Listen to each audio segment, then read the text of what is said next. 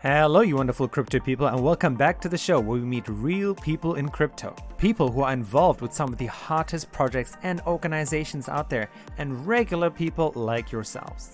We want to hear your stories, so if you are just a regular crypto user or someone who works in the crypto industry, contact us through social media or email me directly. Welcome to the 13th episode of the Inside Crypto podcast. This episode was recorded on October 12th, 2021. Today we are joined by Karim, check the Chainlink episode, as well as Lucas and Karim, head of research at Into the Block.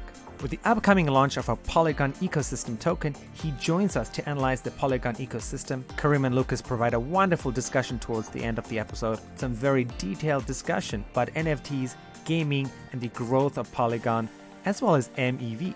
Two small notes. We usually record videos at Inside Crypto, so some of the information Lucas and Karim mentioned would best be viewed on that. Due to the nature of remote interviews and the three of us being in different locations, there will be some audio lag. I've done my best to edit it, so it shouldn't be too disruptive for your listening experience. Thank you so much for the understanding, and don't forget to tune in next week when we meet somebody else and get their insights into the fascinating world of crypto. Hi, Lucas. It's a pleasure to have you here today. Before we get started with your main presentation, I was wondering if you could tell everyone a little bit about yourself. Hi, yes, Karim. Thanks for having me. Pleasure to be here. My name is Lucas and Karim. I'm head of research at Into the Block. We're a crypto analytics and quantitative strategies company, including Ethereum, Bitcoin, Polygon, as well as the sidechain, many others. So we cover over 1,000 crypto assets. And we also have a separate division that runs quantitative strategies that generate yield on these blockchains. So me and within Into the Block, I lead the research going into the analytics that we develop, into the protocols that we use for the quantitative strategies. And finally, we create content based on those two areas of research.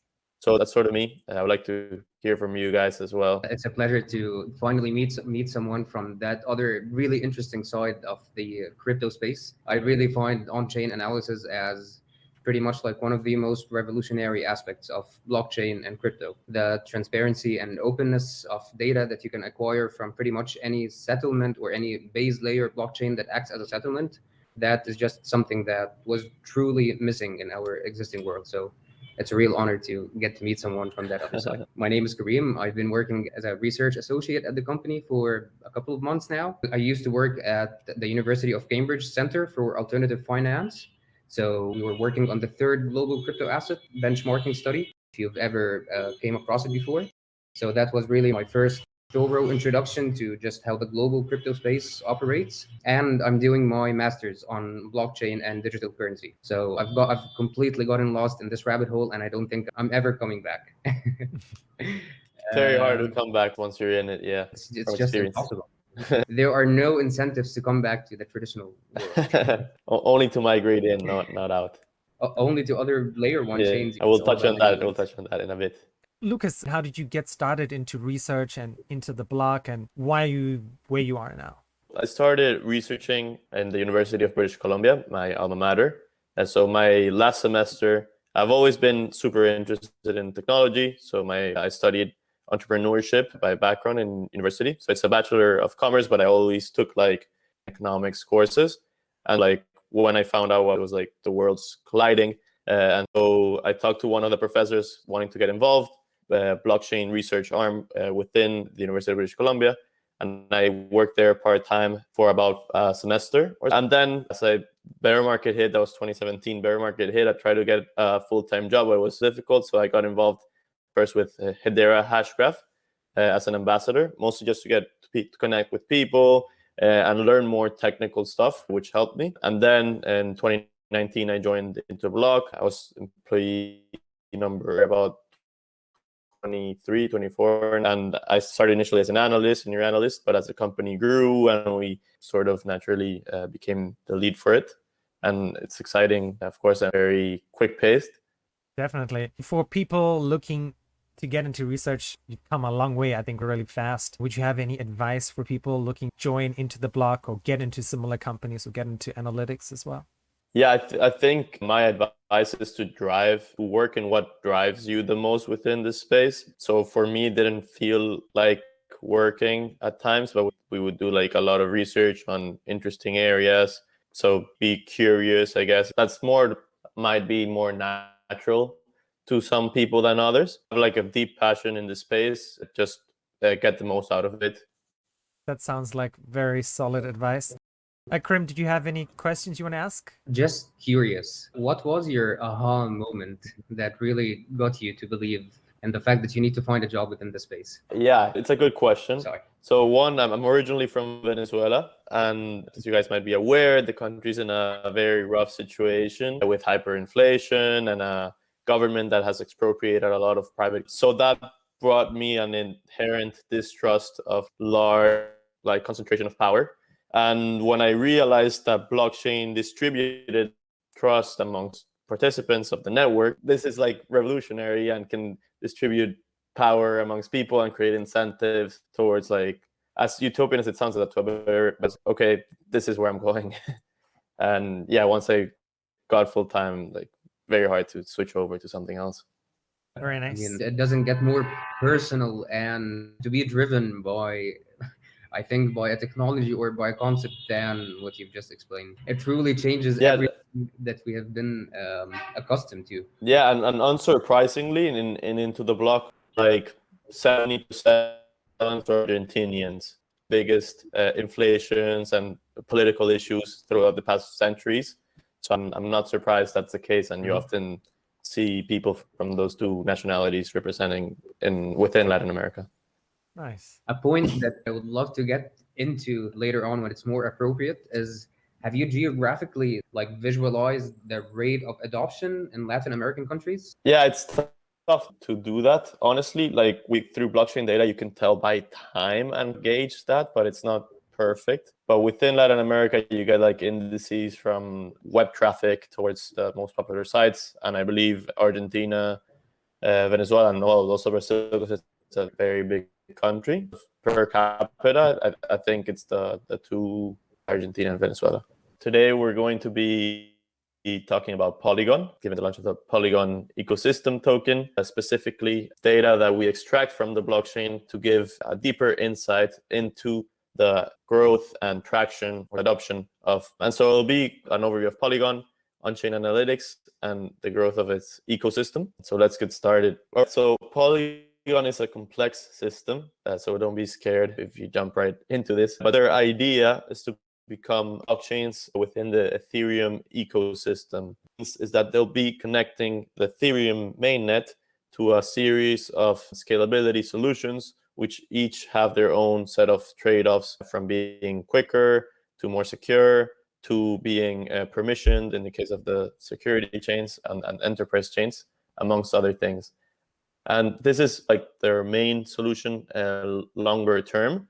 And they recently merged with ℚ𝕚, which was quite interesting and a first for the blockchain space, being optimistic rollups, which were one of the most sought scalability solutions, and enterprise permission. So this approach is to how Polkadot or Cosmos is structured, where each sub-network within the network have their own set of trade-offs and the different applications within each other as well. One part of the Polygon ecosystem, and the other is what's live right now, and it's the most used, and what Polygon more knows, which is their separate proof-of-stake sidechain to Ethereum. What do I mean by sidechain? Polygon, well, in Polygon's case, it's not really a layer 2. It's what's known as a sidechain, meaning that the transactions, even though it's EVM compatible, they are validated by a separate system of nodes.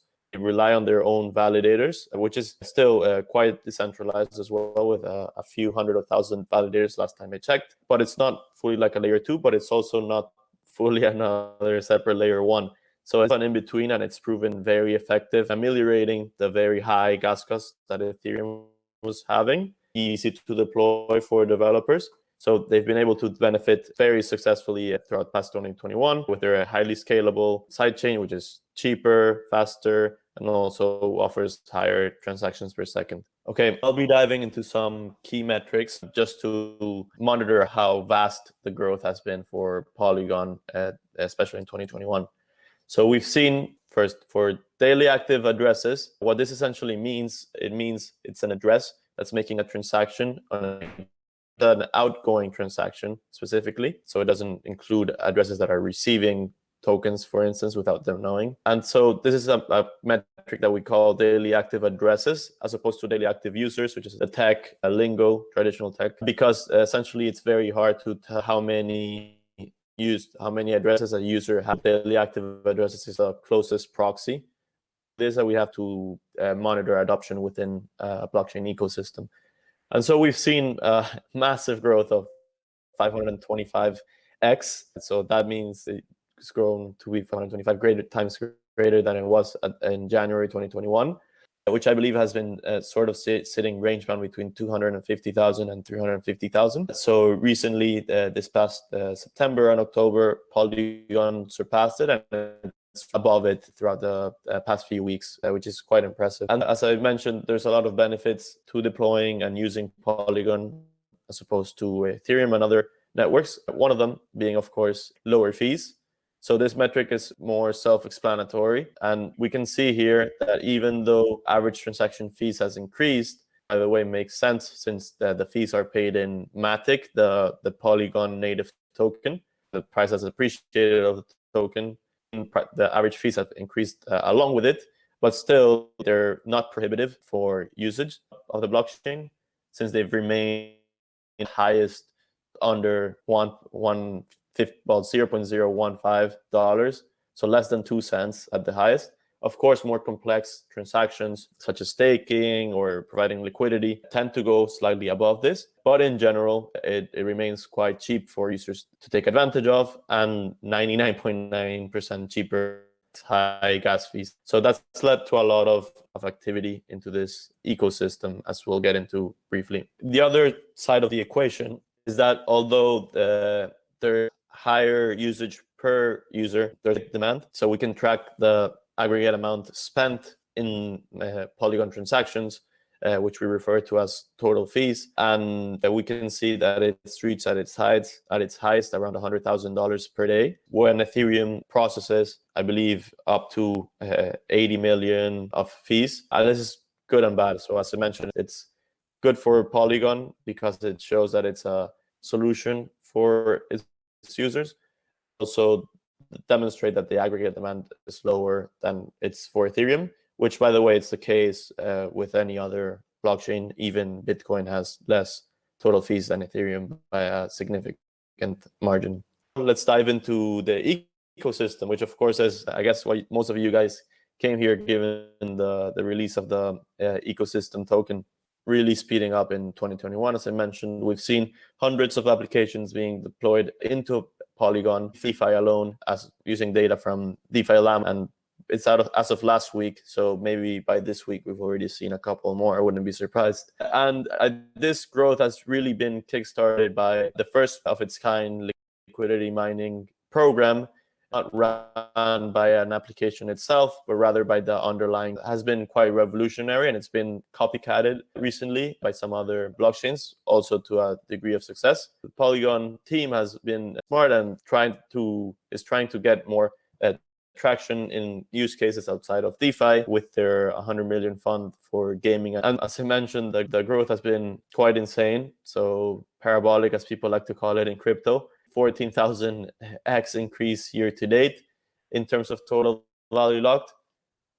For those uninitiated, total value locked essentially means the liquidity deposited into these DeFi platforms. And it's become, even though it has its own downsides that we won't get into right now, it's become the main metric to gauge adoption in DeFi, since users need to deposit capital or liquidity into most protocols to be able to use them. Total value locked here in Polygon's case grow from just under 100 million, just 10 billion. And this growth, I believe it was late April here when they launched the incentive program, which was initially 3 months for phase 1 and then another 3 months for the second phase, which we're in right now. But during the first phase, it was very successful. It led to the deployment of more applications into Polygon, like Aave, and users into Polygon, essentially bringing that future demand ahead, and users down along with it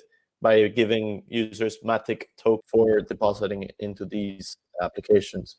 60% down since the highest. Since the phase 1 of the rewards finished, it remains 40x higher than it was before the program. So I would argue it was quite successful in bringing users to try Polygon and get familiarized with it. And so Aave is a lending platform, one of the biggest in all of crypto for decentralized lending platforms, that is. And they're the #1 application on Polygon. And of course, we see a very similar pattern. They had barely any value locked. So they deployed initially in February, but they got a little traction at first. And then once the liquidity incentives kicked in April, we saw massive growth from under 100 million to nearly 4 billion, and then stay around 2 billion, which of course is a lot higher than what it started at. And I should mention, even as Aave on Polygon started growing throughout April, it interestingly didn't cannibalize the growth in Aave's deployment on mainnet. So we saw continued growth in the total value locked in both Polygon and Ethereum, which I believe is a sign that, one, we're still early. It's not going to be like, oh, everything's migrating to Polygon, everything's migrating to Solana, whatever. No.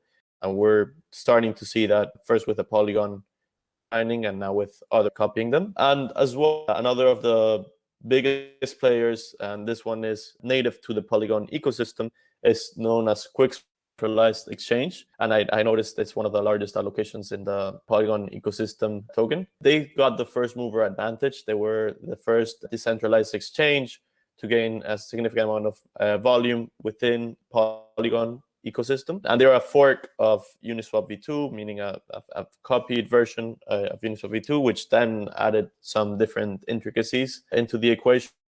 And they saw in 2021, 2000x increase in value locked. So 3,500 times what it was at the beginning of the year. All around, great signs of growth, even though it slowed down past few months. We saw a lot of liquidity providers and traders benefit from this application. And finally, applications outside of DeFi. There's, of course, the OpenSea, which is as the largest NFT platform marketplace. Started already with quite a significant amount of volume from the get-go, which was impressive. I think there was a demand for NFTs outside of Ethereum, where you pay like $50 just to buy an NFT and gas fees. And so the demand started relatively high, about $200,000. And without any incentives, it's managed to around 2 million per day and then dropped towards 1 million per day. So it still remains 101% of the trading volume in Ethereum. But nevertheless, we're seeing organic growth in it. And I wouldn't be surprised if it continues to grow as more retail users oscillate towards the lower fees provided by Polygon. Polygon's sidechain has established as a cheaper, more scalable alternative to Ethereum in a way, and you can easily bridge between them. They're also developing the broader view for an interoperability between multiple sidechains, which is very exciting and can bring a lot of potential for Polygon long term. Just this past 2021, it's already developed one of the most robust ecosystems with growth in the thousands of percent or thousands X, which is even crazier throughout just 2021. Liquidity mining program where they rewarded users with Matic really, I think, changed the game for other alternative chains that want to generate traction, as it proved quite effective at bringing users and liquidity, and even in a sustained way. So you didn't see it crash back to zero where it was before the incentive, to, I would say, more sustainable growth for the Polygon ecosystem, even though it got quite wild at first. It seems to have been the right decision, in my opinion.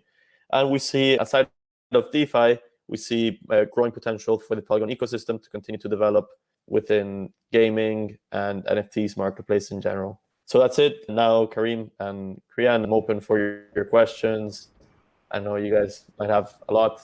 Too many questions, not enough time. So the first thing that I was really interested in, I think everyone is quite aware of, regarding the daily active addresses. So we've seen that the total value locked has been decreasing quite, not aggressively, but it has been decreasing over the past 2 or 3 months. What do you think is happening when we're seeing a decline in the total value locked, but at the same time we're seeing an explosion in the number of daily addresses? Yeah, great question. I think it's moving away from institutional volume and liquidity being provided. So there was this demand for the yields that came from the phase of Polygon. Like into the block ourselves, we've monitored yield farming within the Polygon ecosystem during that phase one. But as the rewards dropped significantly, like somewhat decent yields, but within 8 to 10% range. And especially as there's more offerings for higher yields outside of Polygon, a lot of the institutional liquidity migrated, but the retail users continue to use it. And yeah, you saw that in the daily active addresses chart, which suggests to me that there's more organic adoption fostering in the Polygon ecosystem. So yeah, it's not just, as you just explained, not just institutional interest, but people who have 1/100th of the capital that might be allocated through institutions. Like this is what is prevalent on the Matic ecosystem. Correct. It's a lot more beneficial for your average user. So we're seeing a lot of, from what I've heard at least, users that haven't even used Ethereum start with Polygon since it's a lot more affordable. Kick it off with Polygon immediately. Yeah, it makes sense. Something else related to that point. So if you would to distinguish between DeFi and NFTs, like NFT gaming or just all sort of different sectors under NFTs, does total value locked make sense to NFTs? No, I wouldn't say that's the main metric for NFTs. Actually wasn't considered in it because volume for NFTs, it's not like you have capital locked in or stored within smart contracts. It's more like the NFTs themselves are not valued until they're acquired. So it's not like you would have to measure total value locked in NFTs, and since they're non-fungible, you can't aggregate that.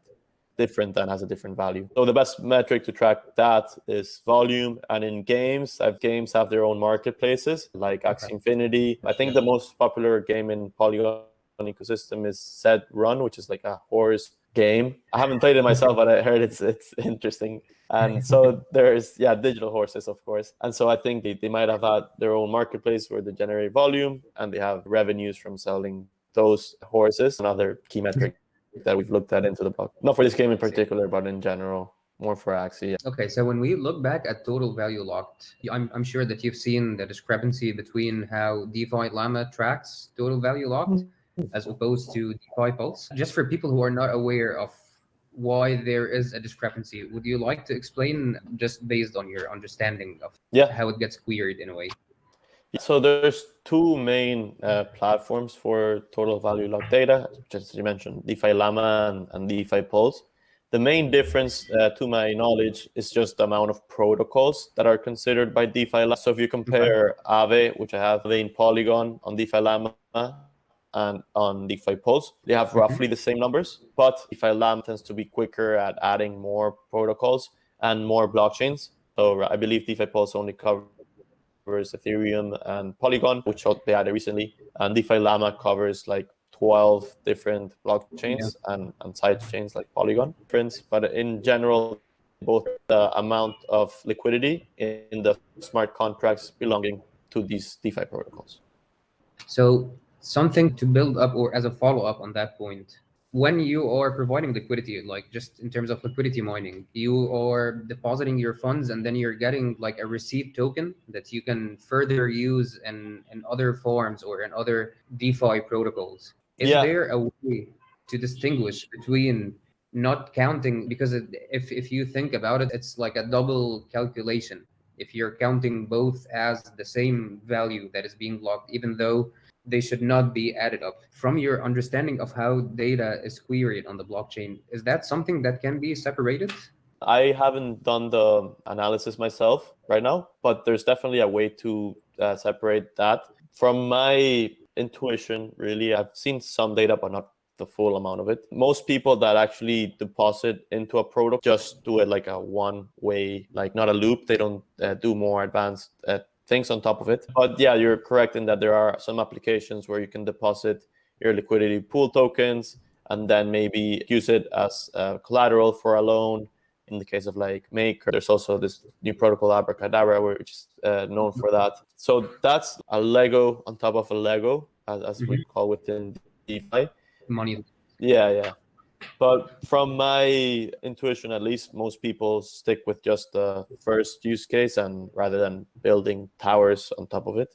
Would be very interesting to look into more in detail, though. Yeah, this is actually one of the things that we have been discussing at like as a research team, because we, as much as I think you would agree with this, total value locked has been a great metric. It was awesome for as an introductory Yeah. evaluating methodology, but then it's very limited. It's exactly like using just price until now. Like it doesn't give you the full story really. Yes, in a way. And I agree for each DeFi protocol. Like if you guys have the time, listeners, look into what's the most relevant metric for each. So for DEXs, it tends to be volume. For Aave, for lending protocols, I would argue that it's loans outstanding. That's a better metric than total value locked, since at the end of the day, you need lending, people borrowing on top of that capital being deposited. And it's a shame that total value locked actually deducts that from the amount. So if you see, and I'm getting like into the details a bit too much in depth, so let me know if I should go more general. But yeah, if you see like the market size of on Polygon and any of the other chains that they're in, it's about a significantly amount higher than the total value locked, because the total liquidity in the smart contracts is reduced by the loan amounts, since it goes to the user addresses. Oh, that's very interesting. I never connected those two dots. Yeah, in a way, it's like unfair for lending protocols, because they get a deduction on the liquidity supplied. The total liquidity supplied is higher, but there's a certain amount that gets borrowed by users that it gets deducted. Yeah, that's my aha moment of the day. Yeah, I think most people don't realize it, so I often say it, even though it's like very deep in the weeds of crypto. Creon, did you have any questions regarding the first or two slides that we've came across? Well, for me, like you mentioned, total value locked is not an accurate metric anymore. And I was just curious, you guys are the researchers, I'm just the average crypto user right here. If we're not using total value locked, then what would be a possible like theoretical metric that we could use or methodology to value things? Yeah, it's a good question. And that's the thing. The good thing about the value locked is that it applies to the vast majority of DeFi protocols. But as I mentioned, also, it doesn't really apply to NFTs. But within DeFi, it's like a good metric to gauge the capital trusted by investors to DeFi, but it varies. So I would compare decentralized exchanges by volume, NFT marketplaces also by volume, games maybe by the amount of active addresses. It might be a better metric. But yeah, it's less generalizable, these metrics. So I think that's also a reason that it's been so popular. It's that you can generalize it and compare across the whole DeFi sector, even though it might not be as applicable for each application. Yeah, it was a first good step to just, because it was pretty much applicable, because even when DeFi started, we had 5 or like even 4 sub niches of DeFi. So you didn't really have to go into the like absolute complexity of what happens now. Like an algorithmic stable coin that's worth $1,000. Like how did we reach that suddenly? Like yeah, it moves very quickly for sure, and the metrics don't catch up, and it's a process that takes time and a lot of user education for us to get into better metrics, I guess. so something else regarding what do you need as a company that wants to provide its own on-chain analysis? Do you guys need to run like a full blockchain node for each of those blockchains that you target? In our case, we run the nodes for, I believe, 15 different blockchains, sidechain. Polygon, we've just gotten into more recently. But yeah, we run the nodes, which essentially means we extract terabytes of data on a daily basis from transactions, addresses, fees, multiple other indicators for each. In some cases, we even run more advanced algorithms to classify the types of addresses that are within the network. So we can classify exchanges, centralized or decentralized. We can classify miners for blockchains that have proof of work and monitor their activity, since they're, of course, key pillars for the blockchain ecosystem, both miners and exchanges. So that gets even more advanced, but just digesting all that raw data from the nodes, we take a lot of effort digesting the data and turning it into actionable indicators. I think that takes actually the core of your concentration and effort. I joined when the product was in beta. And before that, the team had taken about 9 months or so just setting the core infrastructure. And from then, we were able to move a lot quicker. Modify your strategies, but you had the base there to just keep working on. Now with a lot of the upcoming blockchains or sidechains being EVM compatible, there's some additional effort, but there's less than starting from scratch. Literally my next question. So with the rest of the other layer one blockchains that are EVM compatible, from your own experience, or at least if you haven't been included in it, if you know about it, Ethereum is an accounts-based blockchain. So it works quite similar to how a bank has the debit and the credit components.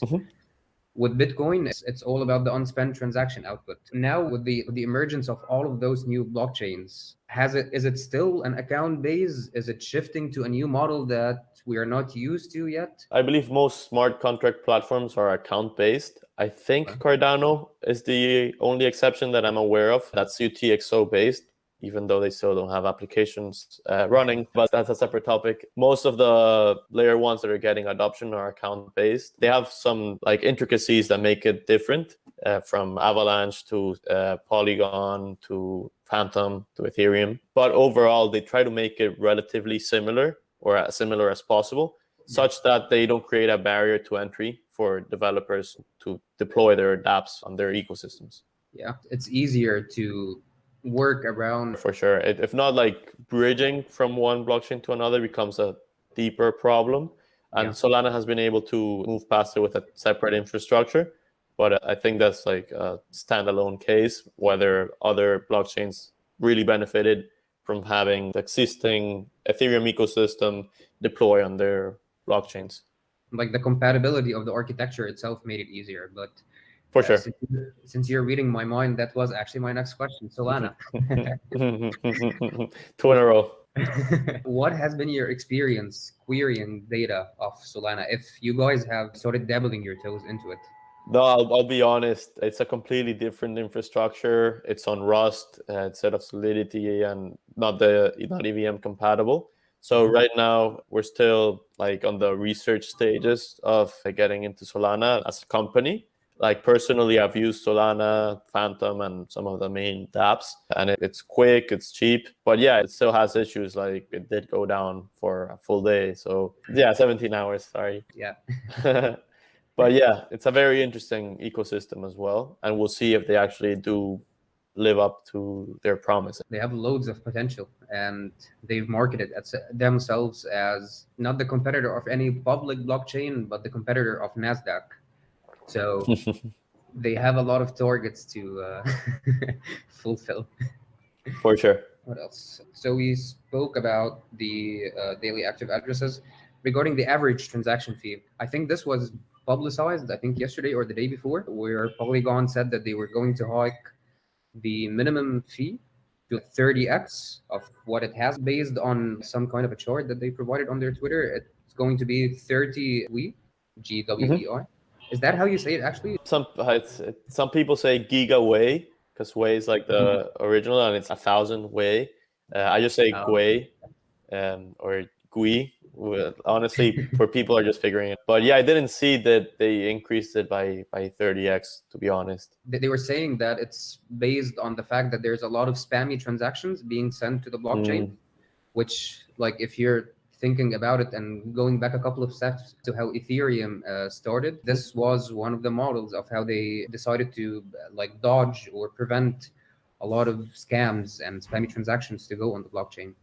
Yeah, it's a downside of having too low fees that people can just transact, try to spam the network and clog it when it's really cheap to do so. There's almost no cost in doing so. So makes sense. I'll definitely be tracking the effect on daily active addresses. And also, because to be honest, going from 1 cent to 30 cents, it's not too much for the average user. I don't know, maybe to some it is, but 30 cents is still like acceptable in most cases, I would argue. So we'll see if it has significant effect on the key metrics that we covered. But yeah, I'll look into it. I hadn't seen it, to be honest. So building on what you just said, do you have new metrics, or do you think, are you guys doing a bit of research on new metrics that can be implemented on Polygon, for instance? Because I'm a frequent user actually of your platform, because that's what we usually look at next to Glassnode and all the other on-chain analytical platforms for our newsletter. So I'm